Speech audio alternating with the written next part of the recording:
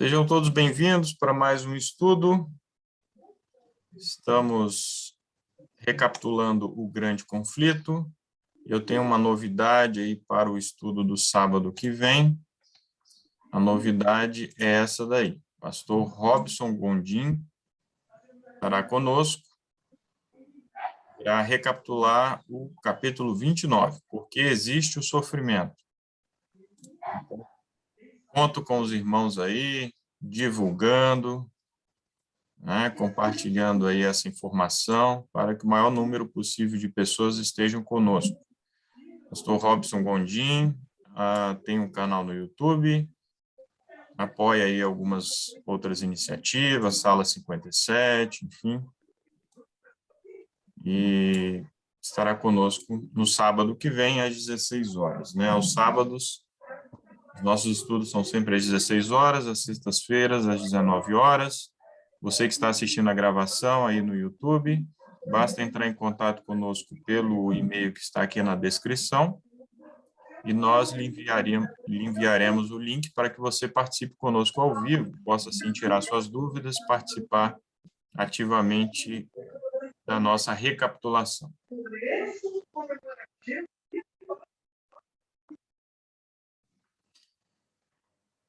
Muito bem, então era essa aí a novidade, né? Iremos compartilhar esse folder aí no nosso grupo. Pedimos que vocês compartilhem. Aliás, já está lá no nosso grupo no Telegram, né? Iremos enviar também no grupo do WhatsApp da nossa igreja. Muito bem, como sempre fazemos então, vamos orar para que Deus esteja conosco no estudo desta tarde. Oremos. Senhor nosso Deus, bondoso Pai, muito obrigado pela oportunidade, Senhor, de estudarmos a Tua palavra em boas condições. Nós lhe rogamos que não seja apenas mais um estudo, mas que seja um estudo que venha fazer diferença em nossas vidas, que o Teu Santo Espírito fale a nossos corações. Em nome de Jesus, amém.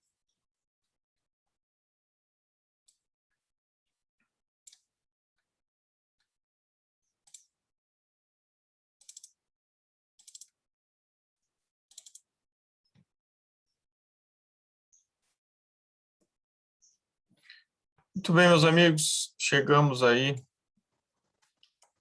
ao capítulo 26, Restauração da Verdade, né? É o título desse capítulo. É um capítulo bem compacto, iremos passar por ele rapidamente, e hoje ainda teremos um outro estudo, será o capítulo 27.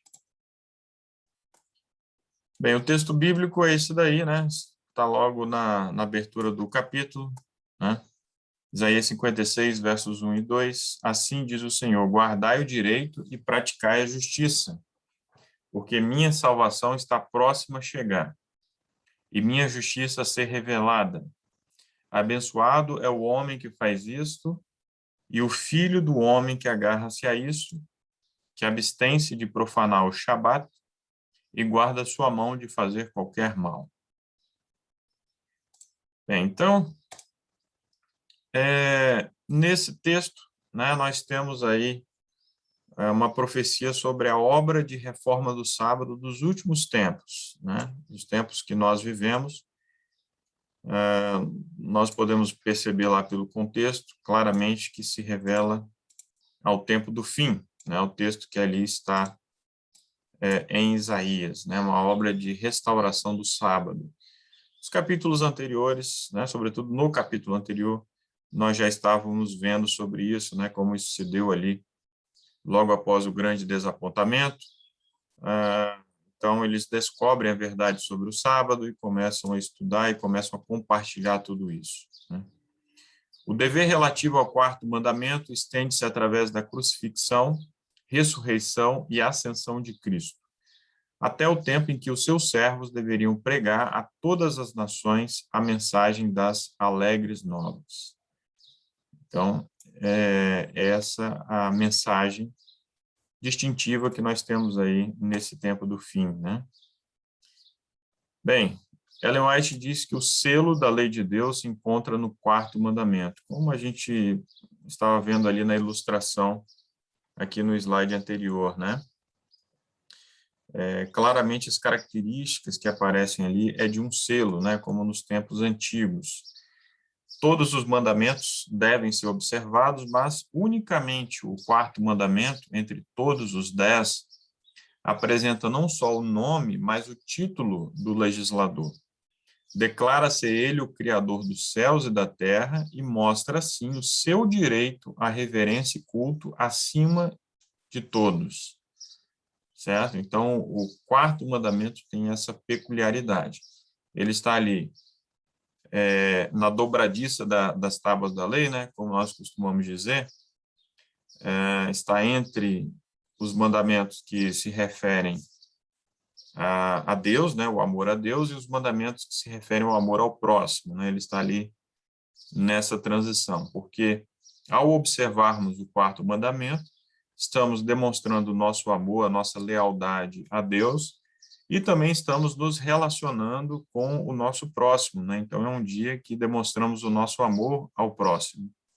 Portanto, é um mandamento bem peculiar nesse sentido, e também é um mandamento que revela ali Deus como legislador, enfim. Então, ele é o mandamento que corresponde ao selo, né, de Deus. A lei de Deus é a única regra infalível pela qual todas as opiniões, doutrinas e teorias devem ser provadas. De novo, é dada a ordem. Clama em alta voz. Não te detenhas. Levanta a tua voz como a trombeta e anuncia a meu povo a sua transgressão e a casa de Jacó os seus pecados. Não é o mundo ímpio, mas são aqueles a quem o Senhor designa como meu povo, os que devem ser reprovados por suas transgressões. Grande Conflito, página 452. Então, Deus espera que o seu povo, o seu remanescente, se levante entre o próprio povo de Deus, chamando a atenção para essas verdades que ficaram esquecidas, né, jogadas por terra. Então, temos aí essa missão, né, de reprovar as transgressões do povo, do professo povo de Deus. Importantes verdades concernentes à expiação eram ensinadas pelo culto típico, né, aquele culto lá que envolvia o sacrifício de animais, lá no Antigo Testamento. Um substituto era aceito em lugar do pecador. Mas o pecado não se cancelava pelo sangue da vítima. Provia-se desta maneira um meio pelo qual era transferido para o santuário, né? Como nós vimos no estudo do santuário, vale muito a pena rever esse estudo, né? Esta profecia, Ellen White continua dizendo, né? Profecia que está lá em Isaías 58, 12 a 14, né? Que refere-se ali ao sábado, né? Bem-aventurado aquele que guarda o seu pé de profanar o sábado, de tratar dos seus próprios assuntos, né? Nesse santo dia, enfim. Esta profecia também se aplica a nosso tempo. A rotura foi feita na lei de Deus, quando o sábado foi mudado pelo poder romano. Chegou, porém, o tempo para que esta instituição divina seja restabelecida. A rotura, né? Aquele buraco ali, deve ser reparada e levantado o fundamento de geração em geração.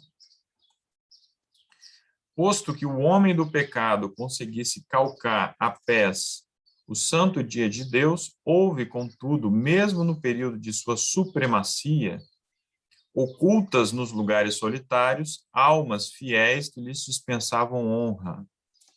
Ou seja, mesmo durante aquele período de supremacia papal, né, aqueles 42 meses, né, durante o tempo, tempos e metade de um tempo, aqueles 1.260 anos, de 538 a 1798. Mesmo durante esse período, mesmo nas fases mais tenebrosas, existiram cristãos ali fiéis guardando o sétimo dia da semana, o sábado de Deus.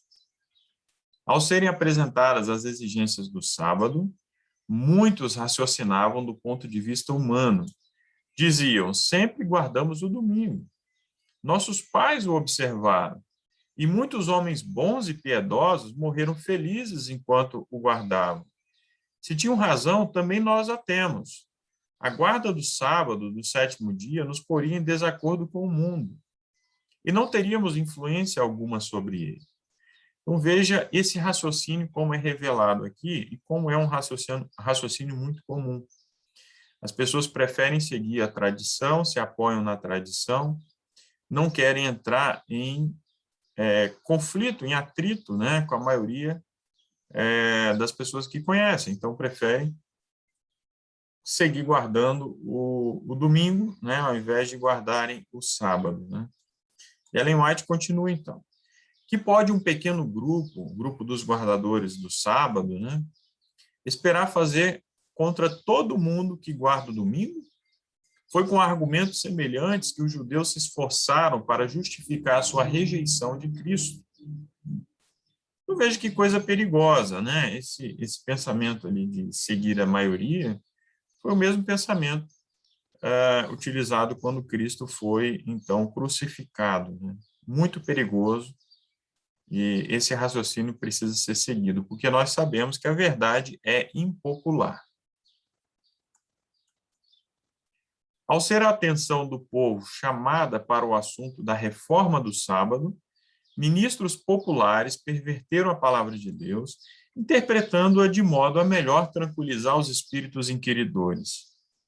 E os que não investigavam por si mesmos as escrituras contentavam-se em aceitar conclusões que se achavam de acordo com seus desejos. Por meio de argumentos, sofismas, tradições dos pais da igreja e autoridades eclesiásticas, muitos se esforçaram para subverter a verdade. Os defensores desta foram compelidos à Sagrada Escritura para defender a validade do quarto mandamento. Homens humildes, armados unicamente com a palavra da verdade, resistiram aos ataques de homens de saber, que, com surpresa e ira, perceberam a ineficácia de seus eloquentes sofismas contra o raciocínio simples, direto, daqueles que eram versados nas escrituras, ao invés de sê-lo nas sutilezas filosóficas. Então, essa obra de restauração, né, da santificação do sábado, foi feita por homens humildes, né, por leigos, por assim dizerem, né, mas que estavam fundamentados na palavra de Deus, e não em tradições, em filosofias. Né. Então, isso é muito significativo. Né, ao longo das eras, muitas vezes são pessoas humildes assim que vão restaurar grandes verdades. Né. E aí Ellen White explica esse fenômeno. A razão por que Deus não escolhe mais vezes homens de saber e alta posição para dirigir os movimentos da reforma é o confiarem eles em seus credos, teorias e sistemas teológicos e não sentirem a necessidade de serem ensinados por Deus. Unicamente os que têm ligação pessoal com a fonte da sabedoria são capazes de compreender ou explicar as escrituras. Né? Como Jesus disse lá uma certa vez, né? Essas coisas o meu Pai revelou aos pequeninos, né, aos simples, e ocultou aos entendidos. Né? Sabemos que Deus fez louca a sabedoria deste mundo. Então, não devemos nos basear no que simplesmente um teólogo, um pastor, um erudito, um professor defende, mas devemos nos basear no assim diz o Senhor. Se os líderes religiosos, se os eruditos estiverem falando em conformidade com as escrituras, perfeito. Caso não, devemos ficar com o que foi revelado. Homens que têm pouca instrução colegial são, por vezes, chamados para anunciar a verdade. Não porque sejam ignorantes, mas porque não são demasiado pretensiosos para se por Deus ensinados. Né? É o caso da própria Ellen White, né, de outros pioneiros, tantas pessoas aí ao longo da história, pessoas com pouca instrução formal, mas que foram instruídos ali na palavra de Deus, né? Estudaram por si só, né? E fizeram ali grandes obras de reforma. A maioria dos adventistas, no sentido aqui daqueles que estavam esperando a volta de Jesus ali em 1844, né? A maioria dessas pessoas, né, dos que estavam ali no movimento milerita, rejeitaram as verdades atinentes ao santuário e à lei de Deus. Muitos também renunciaram à fé no movimento adventista, adotando ideias errôneas e contraditórias acerca das profecias que se aplicavam àquela obra. Alguns foram levados ao erro de fixar repetidas vezes um tempo definido para a vinda de Cristo. Então, esse grupo que rejeitou a luz que foi dada ali, eles foram caindo num erro pior do que o outro, né? Muito fanatismo, muitas ideias absurdas, né? Aqueles que já estudaram, né, ali o movimento milerita sabem perfeitamente do que eu estou falando, né? Depois desse desapontamento, né, o que aconteceu por parte daqueles que rejeitaram essas verdades, né, foi muito triste, né? Foi muito triste.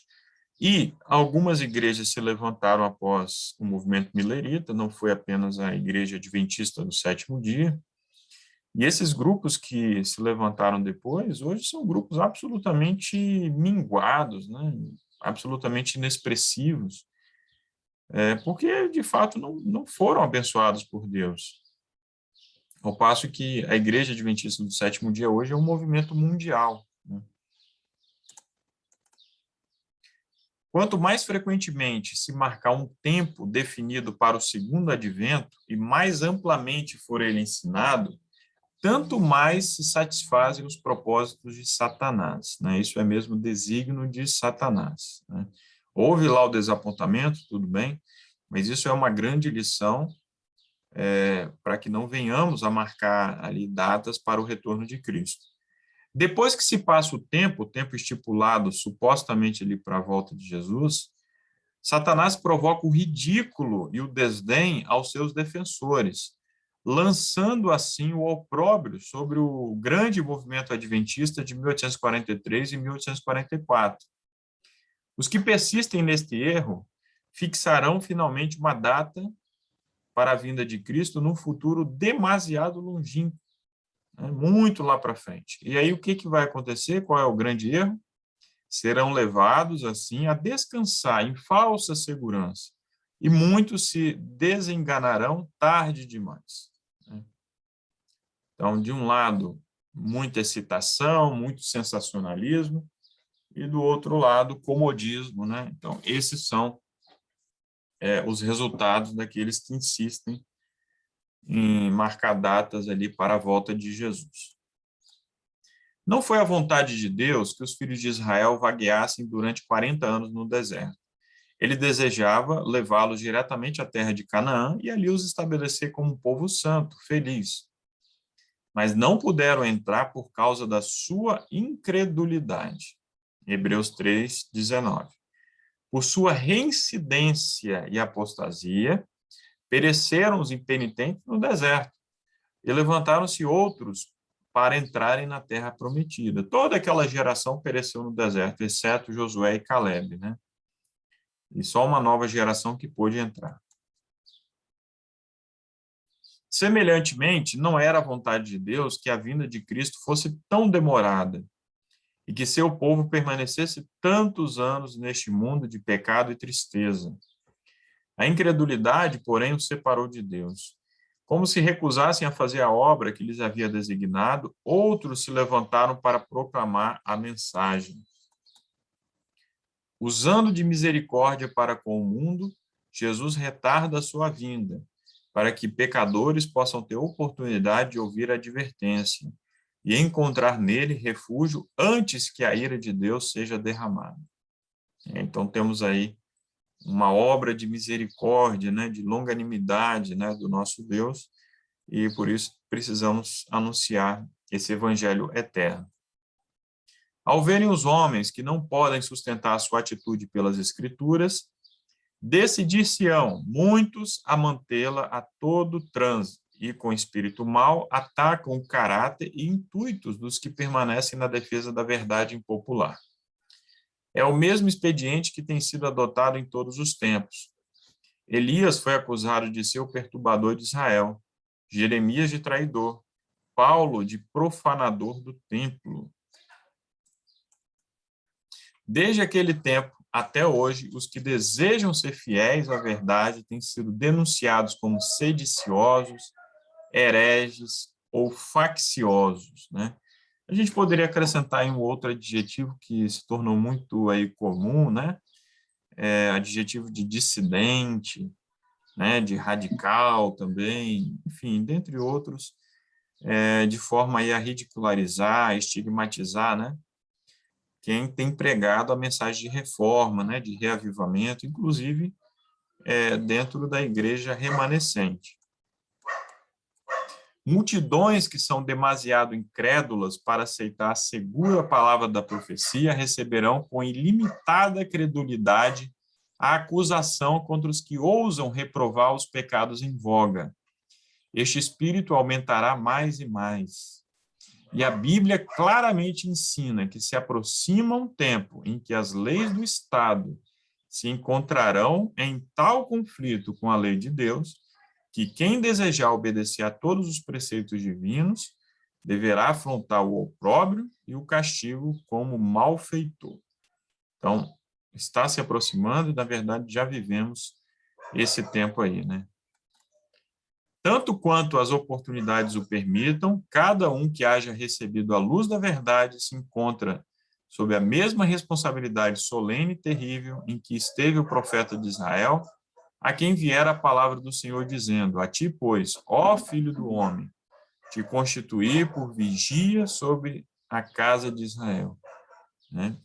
É o atalaia, né? Como é definido ali no livro de Ezequiel, e cabe, então, ao atalaia advertir o ímpio, se o ímpio se converter. Então, que bom, né? Que felicidade. Mas se esse ímpio não se converter, então o sangue cairá sobre ele próprio. Agora, se o atalaia não dá advertência e esse ímpio vem a se perder, então, esse atalaia, ele responde pela vida desse ímpio que não foi advertido. O grande obstáculo, tanto para a aceitação como para a promulgação da verdade, é o fato de que isso implica incômodo e vitupério, né? Então, isso é uma grande barreira, né? Este é o único argumento contra a verdade que os seus defensores nunca puderam refutar. Mas isto não dissuade os verdadeiros seguidores de Cristo. Os verdadeiros seguidores de Cristo não estão preocupados com o vitupério, com o ridículo, com a oposição. Os verdadeiros seguidores de Cristo não esperam que a verdade se torne popular. A verdade sempre será impopular. E como vimos lá no início, salvo engano, no 2º capítulo, a razão pela qual hoje o cristianismo parece tão popular é porque as normas foram baixadas, né? E o cristianismo não suscita mais oposição.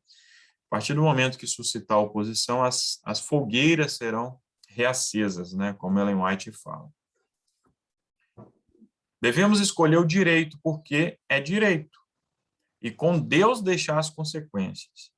A homens de princípios, fé e ousadia deve o mundo às grandes reformas. Por tais homens tem de ser levada avante a obra de reforma para este tempo. Homens como os nossos pioneiros, né? Ellen White, José Bates, né? Tiago White e tantos outros ali. Então, essa é uma grande inspiração também para todos nós, né? Além da obra do próprio Cristo, né? E dos discípulos. Então, possamos refletir sobre isso. Muito bem, esse foi o capítulo 26. Se alguém tiver aí alguma consideração, algum comentário, pode ficar à vontade. Caso contrário, passaremos então ao capítulo 27 com a Tatiane.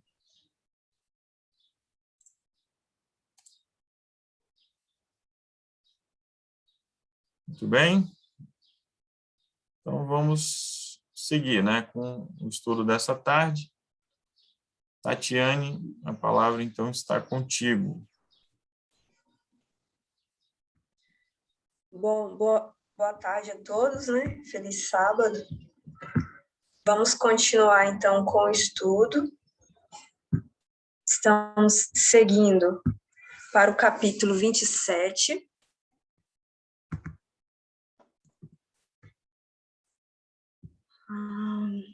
Deixa eu abrir a minha câmera.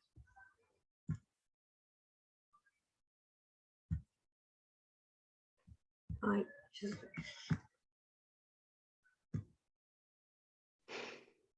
Achei. Não está muito bom aqui.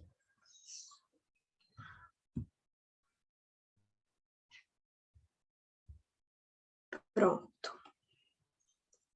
Muito bem, vamos para o capítulo, então, 27, que traz o seguinte título: A vida que satisfaz, como alcançar paz de alma. Então, onde a palavra de Deus está, onde quer que a palavra de Deus tenha sido fielmente pregada, ela tem resultados que mostram que ela é de Deus, que ela tem origem divina. Pessoas se levantaram para andar em novidade de vida como novas criaturas em Cristo Jesus. Quando as pessoas se encontram com a palavra, têm um encontro com Deus, né, através da sua palavra, ocorre uma transformação, elas vivem em novidade de vida, como novas criaturas em Cristo Jesus. E aí as coisas que antes odiavam agora amam, as que amavam passaram a odiar, que não estão de acordo com a palavra de Deus. Os orgulhosos e presunçosos se tornam mansos e humildes de coração. Os vaidosos e arrogantes se fazem sérios e acessíveis. Os profanos se tornam reverentes. Os sóbrios, os bêbados se tornam sóbrios. Os devassos puros. As modas vãs do mundo são postas de lado. E os despertamentos resultaram em profundo exame de coração e humildade. Onde houve despertamento genuíno, homens e mulheres oravam, lutavam com Deus pela salvação de almas. Notava-se uma transformação na vida dos que tinham professado o nome de Jesus. Este é o resultado da obra do Espírito de Deus. Não há prova de genuíno arrependimento a menos que ele opere reforma na vida. É preciso ocorrer uma mudança, uma transformação. A pessoa precisa viver novidade de vida. Isso testifica que realmente o Espírito Santo tocou, né, nesse indivíduo. Se restitui o penhor, o que mais ela faz? Devolve o que tinha roubado, confessa os pecados, ama a Deus,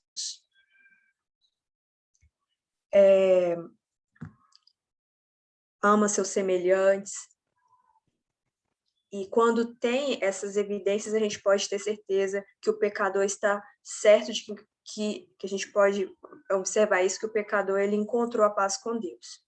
E foram estes os efeitos que em anos anteriores se seguiram às ocasiões de avivamento religioso.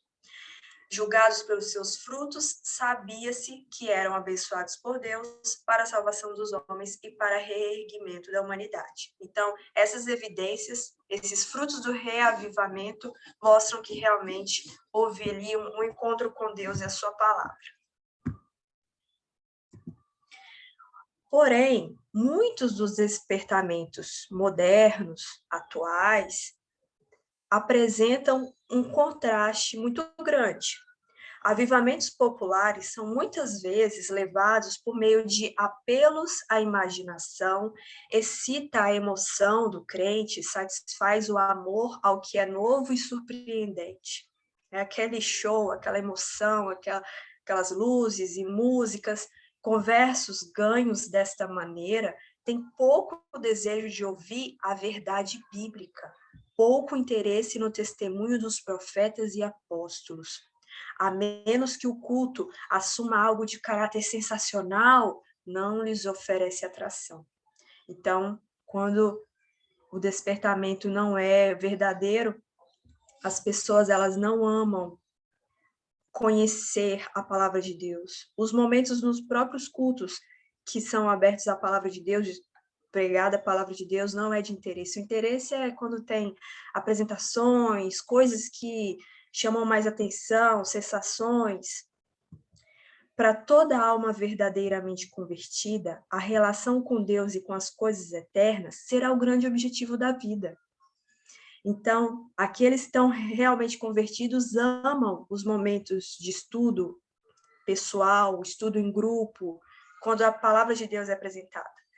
Mas onde, nas igrejas populares, existem milhares de igrejas, onde nessas igrejas existe o espírito de consagração a Deus?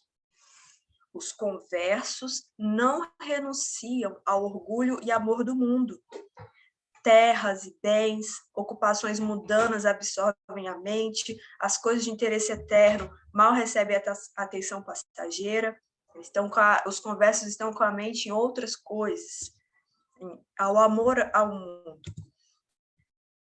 E apesar do declínio da fé, existe verdadeiros seguidores de Cristo nessas igrejas. E antes de os juízos finais de Deus caírem sobre a terra, haverá entre o povo do Senhor um avivamento como nunca foi visto desde os tempos apostólicos. Antes ainda de Jesus voltar, de caírem os juízos, né, a porta da graça se fechar, vai acontecer um grande avivamento como nunca foi visto. O Espírito e o poder de Deus serão derramados sobre seus filhos, e muitos se separarão das igrejas em que o amor deste mundo suplantou o amor a Deus e a sua palavra. Muitos pastores, leigos, ou seja, pessoas comuns do povo, aceitarão alegremente as grandes verdades que Deus providenciou a fim de preparar um povo para a segunda vinda do Senhor. O inimigo, ele não quer que essa obra aconteça. E antes que chegue o tempo de acontecer esse movimento, ele vai se esforçar para impedir que aconteça, introduzindo uma contrafação. Nas igrejas que puder colocar sob seu poder sedutor, fará parecer que a bênção especial de Deus já foi derramada. Multidões exultarão de que Deus esteja operando maravilhosamente por elas, quando a obra é do outro espírito, do espírito maligno. E sobre o disfarce religioso, Satanás procurará estender sua influência sobre o mundo cristão. Em muitos dos avivamentos ocorridos durante o último meio século, há um excitamento emotivo, uma mistura do verdadeiro com o falso. Tá? Aí a forma da gente identificar se esse reavivamento provém do Espírito de Deus. Existe uma mistura do que é verdadeiro com o que é falso. Ninguém necessita ser enganado. À luz da palavra de Deus, não é difícil determinar a natureza desses movimentos. Pela regra que o próprio Cristo deu. Qual foi? Está em Mateus 7,16. Por seus frutos o conhecereis. É evidente que esses movimentos não são a obra do Espírito de Deus. As verdades da palavra de Deus servem de escudo de proteção contra os danos de Satanás, os enganos de Satanás. E foi a negligência dessas verdades que abriu a porta para os males que tanto se estão generalizando agora no mundo religioso. Porque tem se perdido de vista a importância da lei de Deus. E aqui deve-se encontrar o segredo da falta do Espírito e do poder de Deus nos avivamentos de nosso tempo. A importância da lei de Deus. Quando nós damos importância à lei de Deus, está aí um dos motivos, o segredo que o Espírito de Deus, né, não pode se ver esse poder nos avivamentos. Muitos ensinadores afirmam que Cristo aboliu a lei quando ele morreu. E aí, se ele aboliu a lei, ninguém precisa mais estudar a lei, guardar a lei. E alguns ainda falam que é um jugo penoso. e em contraste com a servidão da lei, apresentam a liberdade a ser gozada sobre o evangelho. Mas isso não tem fundamento. Se Cristo tivesse abolido a lei, se tivesse sido possível mudar a lei ou pô-la de parte, não teria sido necessário que Cristo morresse para salvar o homem da pena do pecado. Se pudesse ser simplesmente mudado a lei, para que Deus iria sacrificar o próprio filho dele? Causar toda essa dor, esse transtorno de Jesus descer de toda a sua majestade, nascer em um lugar humilde, passar tudo aquilo que ele passou, se ele simplesmente podia lá desmanchar lá a lei e escrever outra. Para a gente ver como a lei é importante, ela não pode ser mudada, que Deus entregou o seu próprio filho. A morte de Cristo, longe de abolir a lei, prova que ela é imutável, ela não pode mudar. O Filho do Homem, Jesus, veio para engrandecer a lei e torná-la gloriosa. Olha o que Jesus disse: não cuideis que vim destruir a lei, até que o céu e a terra passem, nem um jota ou um tio se omitirá da lei, nem um acento agudo, circunflexo, nem uma letrinha, uma vírgula, nem nada, a menor letra, sempre nada pode ser mudado da lei. E com relação a si próprio, Jesus diz: deleito-me em fazer a tua vontade, ó Deus meu. Sim, a tua lei está dentro do meu coração. Então, Jesus afirmou que ele não veio mudar a lei e que ele se sente feliz, se deleita com a lei de Deus. A lei de Deus, então, a gente aprendeu aqui que ela é imutável.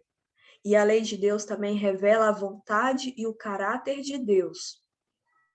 Pois bem, se Deus é amor, a lei dele é amor. O caráter de Deus é justiça e verdade. E aí o salmista diz que a lei é verdade e todos os seus mandamentos são justiça.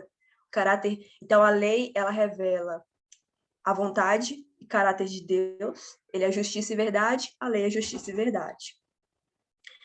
Paulo declara: a lei é santa e o mandamento santo, justo e bom. E tal lei deve ser tão duradoura como o seu autor. Se Deus é eterno, a lei também é.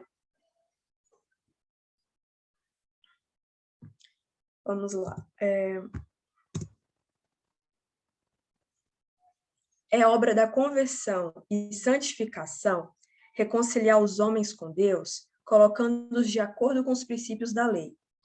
O primeiro passo para se reconciliar com Deus é perceber o nosso pecado, que somos pecadores. É a convicção do pecado. Mas como é que a gente vai estar convicto que somos pecadores? Pecado é quebrar a lei. Então, quando a gente vê a lei, pela lei, vem o conhecimento do pecado. O primeiro passo para a gente se aproximar de Deus é conhecer o nosso pecado. E a gente consegue enxergar isso quando a gente vê a lei. Porque quebrar a lei é o que é o pecado. Então, a lei é como um espelho. A gente se olha no espelho e vê se precisa pentear o cabelo, olha a nossa aparência e corrige alguma coisa, não é verdade? Então, a lei é um espelho que mostra a perfeição de um viver justo, habilitando o pecador a discernir seus defeitos de caráter. A lei revela ao homem os seus pecados, mas não provê remédio. A lei só vai mostrar o que está bom e o que está ruim.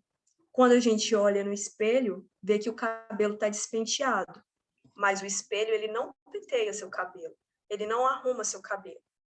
Da mesma forma, a lei, ela mostra, olha, tá aqui, né, seu pecado, mas ela não pode fazer nada por você, por ela mesma.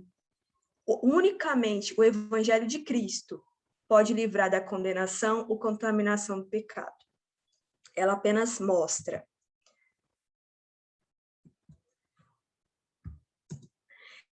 E existem teorias errôneas sobre a santificação em muitos movimentos religiosos. E Paulo declara: Esta é a vontade de Deus, a vossa santificação. Paulo roga, e o mesmo Deus de paz vos santifique em tudo.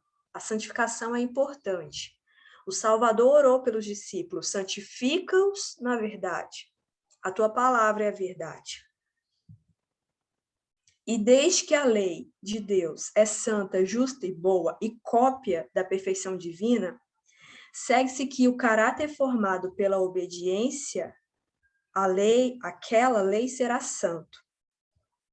Então, se seguirmos a lei, nós conseguiremos ter o caráter santo, porque ela é santa, justa e boa.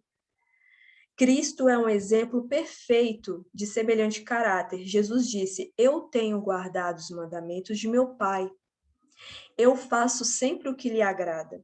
Os seguidores de Cristo, pela graça de Deus, devem formar caráter em harmonia com os princípios de sua santa lei. Isto é santificação bíblica. Santificação bíblica é aperfeiçoar o seu caráter ao estar de acordo com a lei de Deus. Assim como Jesus disse, fazer sempre o que agrada ao Pai, guardar os mandamentos do Pai. E essa obra só pode ser feita pela fé em Cristo Jesus. Nós sozinhos não conseguimos nos aperfeiçoar. A gente pode até tentar. Você pode até tirar um dia, hoje eu não vou pecar, vou mais uma hora, a gente é pecador, em pecado concedeu minha mãe, a gente sozinho não consegue. Conseguiremos sim, hoje eu não vou pecar, Deus me ajude, né? Com a graça de Deus, pela fé em Cristo, com a força dele, a gente consegue. As escrituras revelam que a obra da santificação é progressiva. Outro ponto importante.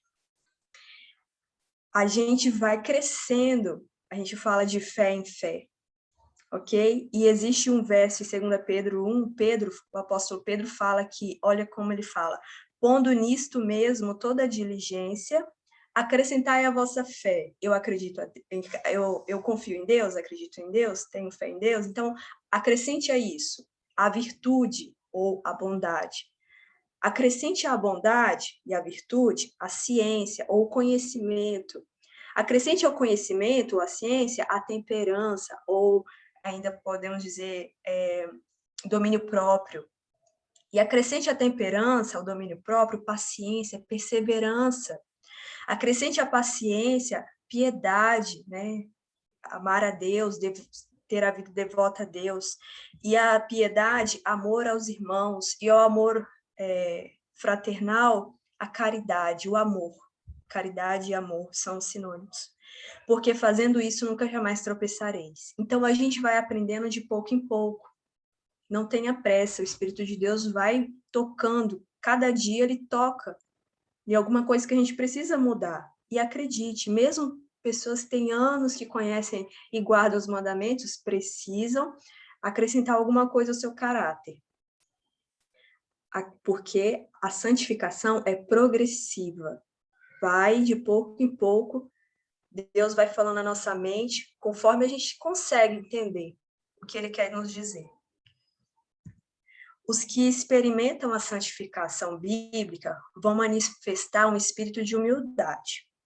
Daniel é um exemplo da verdadeira santificação, porque ao invés de pretender ser puro e santo, este profeta ele se identificou com os que eram pecadores em Israel. Quando ele orava a Deus, ele se incluía nos pecados. Mesmo que ele não estava ali cometendo aqueles pecados, ele sabia que ele era pecador, ele era humilde, ele reconhecia isso. Isso é um exemplo de verdadeira santificação. Os que mais perto vivem de Jesus, mais claramente discernem a fragilidade e pecaminosidade do ser humano. E sua única esperança está nos méritos de um Salvador crucificado e ressurgido. Quanto mais comunhão nós temos com Jesus, a gente percebe que realmente somos pecadores, que só a graça dele para nos purificar e nos salvar. A santificação que ora adquire preeminência no mundo religioso, a santificação que acontece aqui no mundo moderno, traz um espírito de exaltação própria, de desrespeito pela lei de Deus. Nenhum outro esforço por parte do converso se diz necessário. Fala que tem fé em Deus, beleza, pronto, não precisa fazer mais nada. Ao mesmo tempo, negam a autoridade da lei de Deus, insistindo em que estão livres da obrigação de guardar os mandamentos. Mas é possível aos homens ser santos, de acordo com a vontade e caráter de Deus, sem ficar em harmonia com os princípios que são a expressão da sua natureza e vontade e que mostram que ele é agradável? É possível a gente ser santo sem o auxílio da lei, que por sua vez é a expressão da natureza e vontade de Deus? O desejo de uma religião fácil, que não exige esforço, que não exige renúncia, não precisa abandonar nada de que você fazia antes, nem ruptura com as loucuras do mundo, nenhum atrito com o que você fazia antes, tudo está de acordo, é só ter fé em Deus, tem tornado popular a doutrina da fé e da fé somente, é só acreditar. Mas o que a palavra de Deus fala a respeito disso? Meus irmãos, que aproveita se alguém disser que tem fé e não tiver as obras? Porventura a fé pode salvá-lo? Mas, ó homem vão, queres tu saber que a fé sem as obras é morta? Porventura, Abraão não foi justificado pelas obras quando ofereceu sobre o altar o seu filho Isaque? Bem vês que a fé cooperou com as obras e que pelas obras a fé foi aperfeiçoada. Vedes então que o homem é justificado pelas obras e não somente pela fé. As obras aqui, elas demonstram o que está aqui dentro do nosso coração, a nossa fé em Deus. Para Abraão ter feito o que ele fez, de seguir com o que Deus falou para ele, para sacrificar o filho dele, sacrificar um filho, ele estava determinado a isso, porque a fé dele era tão grande que ele tinha certeza que Deus proveria o filho, ressuscitaria, Deus proveria algo para ele daquela situação. Ele simplesmente seguiu o que Deus fez. No final, ele não precisou sacrificar o filho dele, né? Deus estava ali fazendo uma provação, né? Provando ele. Mas essa atitude dele, a obra, né? Essa obra que aconteceu ali, que ele demonstrou, prova o que estava verdadeiramente dentro do coração dele. Então, a obra e a fé estão interligadas. Então, testemunho da palavra de Deus é contra essa doutrina perigosa de fé sem obras. Não é fé pretender o favor do céu sem cumprir as condições necessárias para que a graça seja concedida, é presunção. A santificação apresentada na Bíblia compreende o ser inteiro, espírito, alma e corpo. Todas as nossas faculdades devem ser conservadas na melhor condição possível. Todo uso ou costume que enfraquece a força física ou mental inabilita o homem para o serviço do seu Criador. Os que amam a Deus de todo o coração vão desejar prestar o melhor serviço da sua vida para Deus e vão estar constantemente procurando por todo o corpo em harmonia com as leis que o tornarão aptos a fazer sua vontade. Então, todo o nosso corpo precisa ser santificado.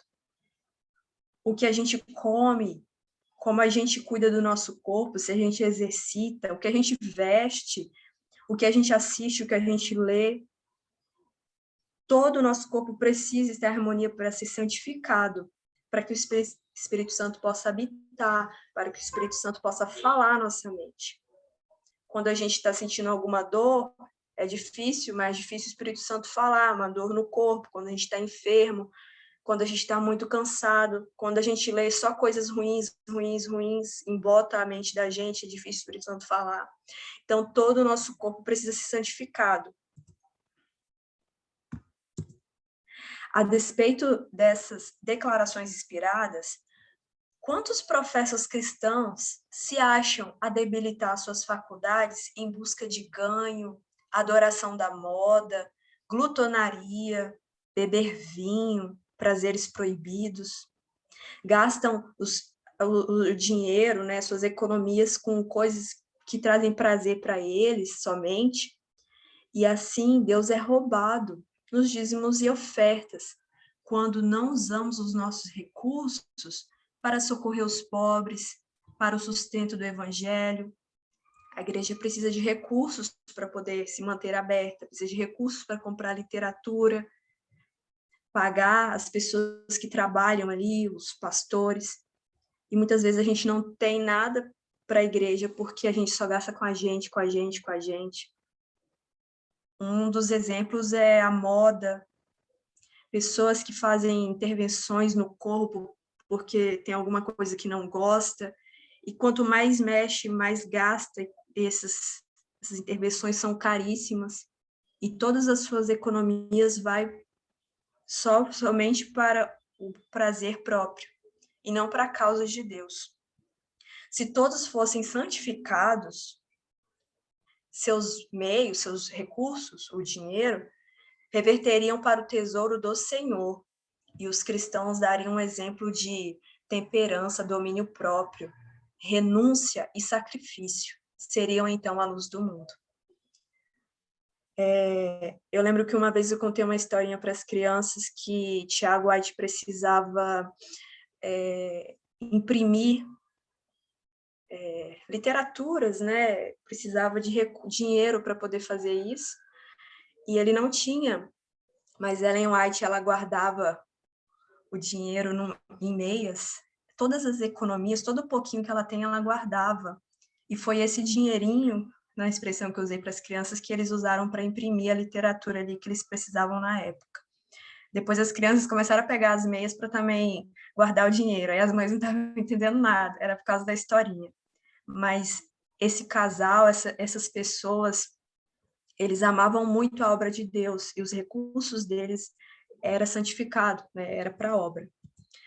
O mundo está entregue à satisfação de si mesmo, né? O mundo é você ser feliz, faça o que te faz bem, você precisa ser feliz. Pessoas estão largando casamentos para serem felizes, que estão presas. Os seguidores de Cristo, porém, possuem uma vocação mais elevada. Não pode ser genuína a santificação que não opere a completa renúncia de todo o desejo pecaminoso e prazeres do mundo. Cada passo de fé e obediência leva a alma em relação mais íntima com a luz do mundo, em quem não há trevas nenhuma. É privilégio de cada um viver de tal maneira que Deus o aprove e o abençoe. Não é da vontade de Deus que a gente esteja sob condenação e trevas. O andar cabisbaixo e com o coração cheio de preocupações não mostra verdadeira humildade, não é esse o objetivo. Andarmos em trevas, preocupações, cabisbaixos, porque podemos ir a Jesus e ser purificados, permanecendo diante da lei sem opróbrio e remorsos. A vida cristã deve ser de fé, vitória e alegria em Deus. Todo que é nascido de Deus vence o mundo. E esta é a vitória que vence o mundo, da nossa fé. Neemias fala que a alegria do Senhor é a nossa força. Então, nós precisamos ser pessoas de fé e alegres, porque a alegria do Senhor é a vossa força. Paulo diz: regozijai-vos sempre no Senhor. Outra vez digo, regozijai-vos. Regozijai-vos sempre, orai sem cessar, em tudo dai graças, porque essa é a vontade de Deus em Cristo Jesus para convosco. E são estes os frutos da conversão e santificação bíblica. E é porque muitas vezes a gente não considera a lei de Deus, né, ou considera ela com indiferença, que a gente não vê esse fruto, que esses frutos são raros, são raramente testemunhados. É por isso que tão pouco se manifesta dessa profunda e estável obra do Espírito de Deus, a qual assinalava os avivamentos em anos anteriores. Então, possivelmente não estamos vendo tais reavivamentos porque a lei de Deus não está sendo levada em conta. Porque quando ocorre o verdadeiro reavivamento, a gente consegue observar os frutos. Então, um resumo do que a gente falou aqui é que a lei de Deus não foi abolida. A lei de Deus não foi abolida porque ela é imutável. Assim como Deus nunca muda, é eterno, a lei de Deus também é eterna. E ela nos ajuda a mostrar o pecado, a reconhecer que somos pecadores, a convicção do pecado. E daí a gente consegue ser santificado. E a santificação bíblica, ela é progressiva. Pode ser que ela não aconteça de uma hora para outra, mas progressivamente essa pessoa vai mudar. Precisa haver mudança, aliás, do que era antes. E quando ocorre a verdadeira santificação bíblica, a gente observa os frutos. Então, resumindo que esse capítulo, na minha concepção, peguei essas palavras-chave porque eu achei que é isso que o capítulo quis dizer. Aqui eu encerro, então, o meu resumo e a gente pode discutir, falar algo que chamou a atenção, tirar alguma dúvida, fazer alguma consideração.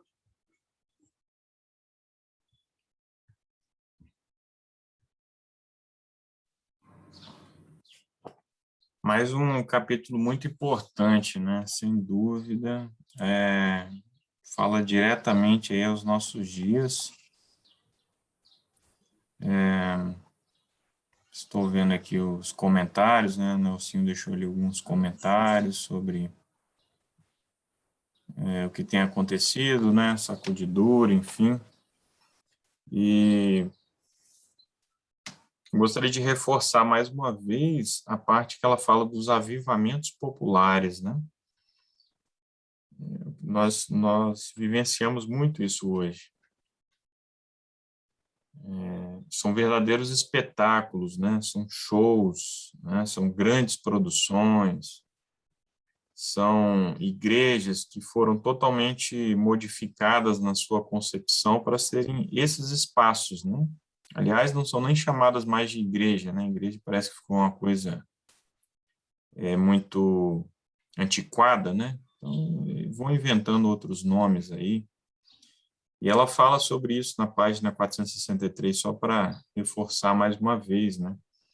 Os avivamentos populares são muitas vezes levados a efeito por meio de apelos à imaginação, veja, não é razão, né?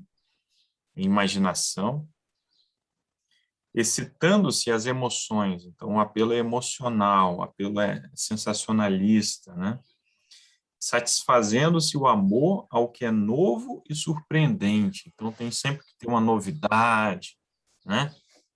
Tem sempre que ter ali um conjunto de fora, um cantor, isso, aquilo, outro, né? Sempre tem que ter uma novidade, né?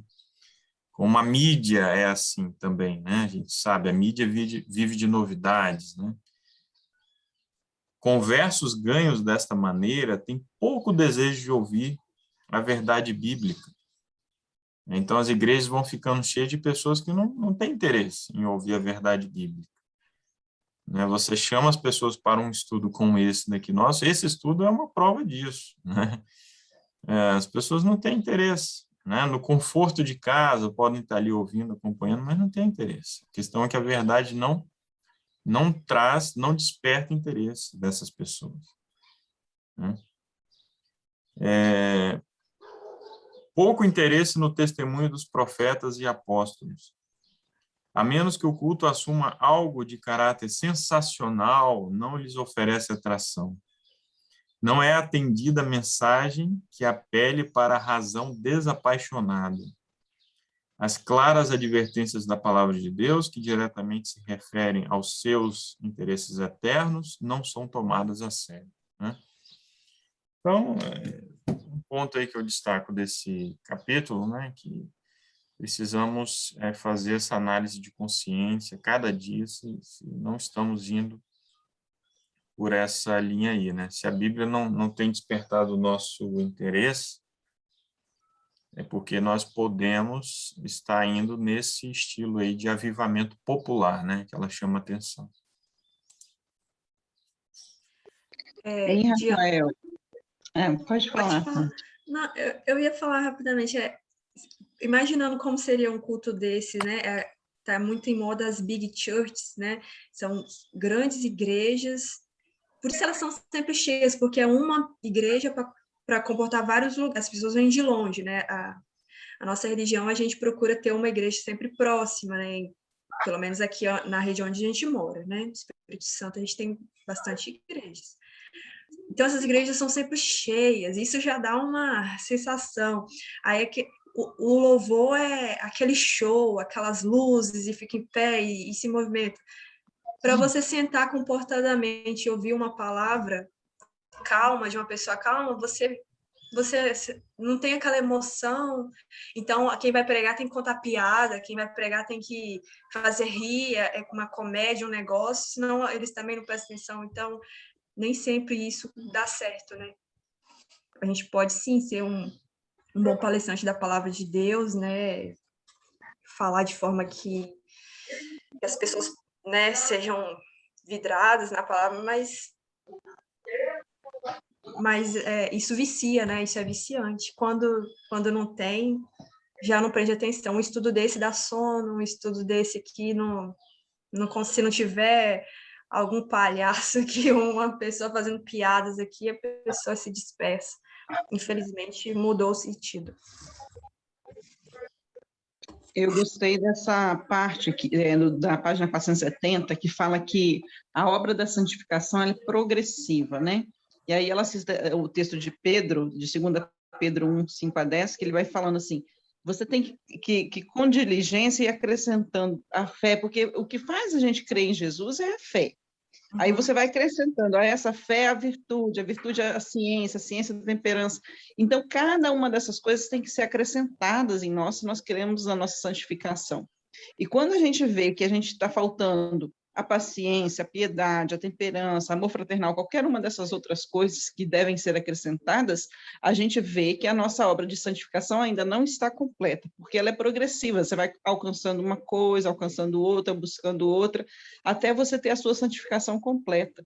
Jesus vai fazendo isso na gente, não é a gente que faz, né? A gente chega para ele e fala, Senhor, eu não consigo ser temperante, eu não consigo ter paciência, eu não consigo ter bondade, amor fraternal.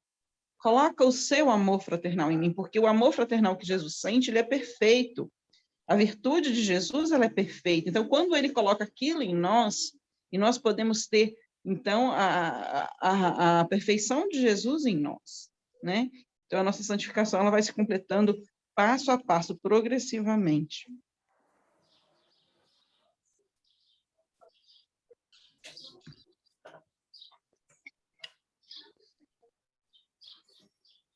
Excelente. Muito bem.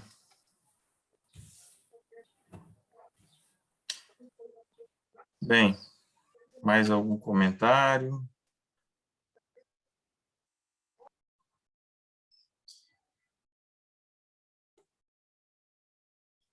E não havendo, né, vamos então encerrar. Na próxima sexta-feira teremos o capítulo 28 e no sábado, então, o capítulo 29. Né? Tudo bem. Gisele, está nos ouvindo? Gisele? Sim. Faça a oração, então, para encerrarmos o estudo. Oremos. Grandioso Deus, nosso Pai que estás no céu, queremos te agradecer, Senhor, por esse estudo que foi realizado neste momento. Queremos te pedir, Senhor, que essas palavras, meu Pai, elas possam permanecer na nossa mente, de forma, ó Deus, que se há algo em nós que precisa ser mudado, que o Senhor através do teu Espírito Santo, possa agir em nossas vidas. Pedimos, ó Deus, que não venhamos perder o foco do que nós realmente devemos fazer, principalmente das veredas antigas, ó Pai, que nossos irmãos antigamente andaram por elas, né? Que o Senhor venha reavivar a nossa fé em Ti a cada manhã. Pedimos a Deus por aqueles que estão desejosos de conhecer a Tua Palavra, de estudar a Tua Palavra, que o Senhor, de forma maravilhosa, possa abrir as suas mentes. E esperamos, ó Deus, que esse tempo que estamos vivendo, ele possa ser abreviado, de forma que muito em breve possamos nos encontrar, Senhor, lá nas mansões celestiais. Pedimos em especial, Senhor, pelo irmão Samuel, que vai fazer cirurgia, que o Senhor possa preparar os melhores médicos, ó Deus, dando sabedoria a eles para que na cirurgia possa correr tudo bem. Nós o colocamos, Senhor, em Tuas mãos e pedimos, ó Deus, que essa doença seja somente para a honra e glória do Teu nome. Nós pedimos assim, em nome de Jesus. Amém.